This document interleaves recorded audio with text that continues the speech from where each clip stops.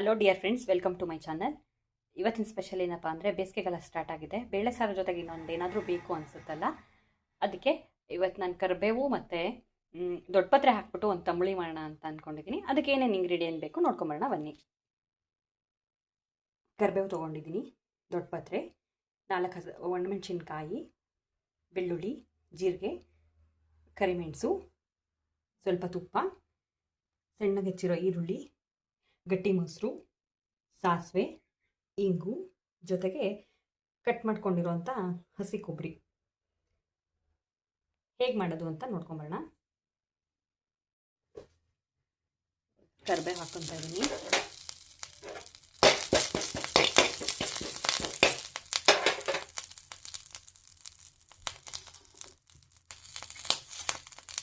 ಸ್ವಲ್ಪ ತುಪ್ಪ ಹಾಕ್ಕೊಳ್ಳಿ.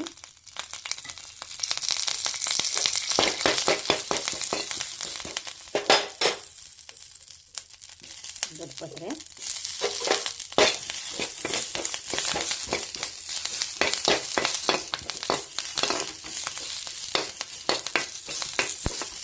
ಫ್ರೈ ಮಾಡ್ಕೊಳ್ಳಿ.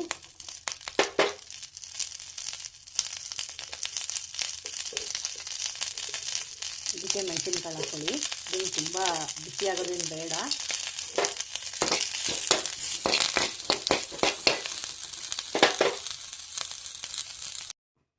ಒಣಮೆಣಸು ಹಾಕ್ಕೊಳ್ಳಿ.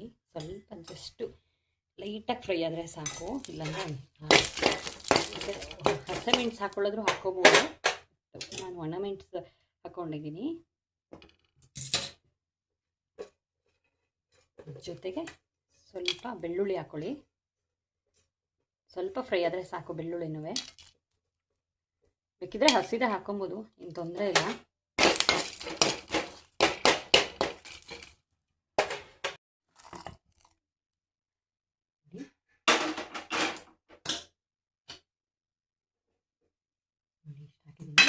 ಇವಾಗ ಜೀರಿಗೆ ಹಾಗೆ ಹಸಿದೆ ಹಾಕ್ಕೊಳ್ಳಿ.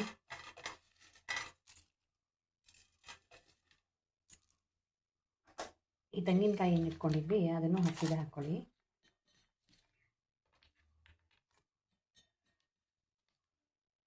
ಈಗ ಗ್ರೈಂಡ್ ಮಾಡ್ಕೊಂಬರೋಣ.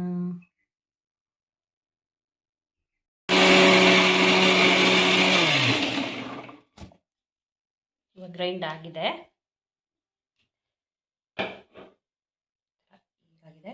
ಇವಾಗ ಒಂದು ಕಪ್ ಮೊಸರು ಇಟ್ಕೊಂಡಿದ್ನಲ್ಲ ಅದನ್ನ ಇದಕ್ಕೆ ಹಾಕ್ಬಿಟ್ಟು ಮತ್ತೆ ಸ್ವಲ್ಪ ಗ್ರೈಂಡ್ ಮಾಡ್ಕೊಳ್ಳಿ. ಒಗ್ಗರಣೆ ಮಾಡ್ಕೊಳ್ಳೋಣ. ಸ್ವಲ್ಪ ಸಾಸಿವೆ,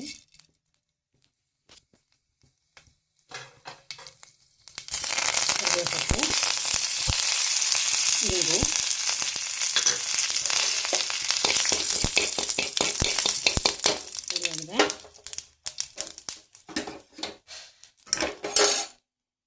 ಒಗ್ಗರಣೆ ರೆಡಿ ಆಯಿತು.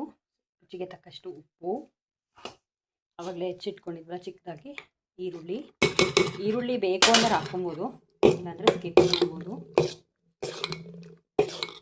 ಇದು ಬಿಸಿ ಅನ್ನಕ್ಕೆ ತುಂಬ ಚೆನ್ನಾಗಿರುತ್ತೆ. ಎಲ್ಲರೂ ಟ್ರೈ ಮಾಡಿ, ಟೇಸ್ಟ್ ನೋಡಿ, ಕಮೆಂಟ್ ಮಾಡಿ, ಸಬ್ಸ್ಕ್ರೈಬ್ ಆಗಿ. Thank you so much.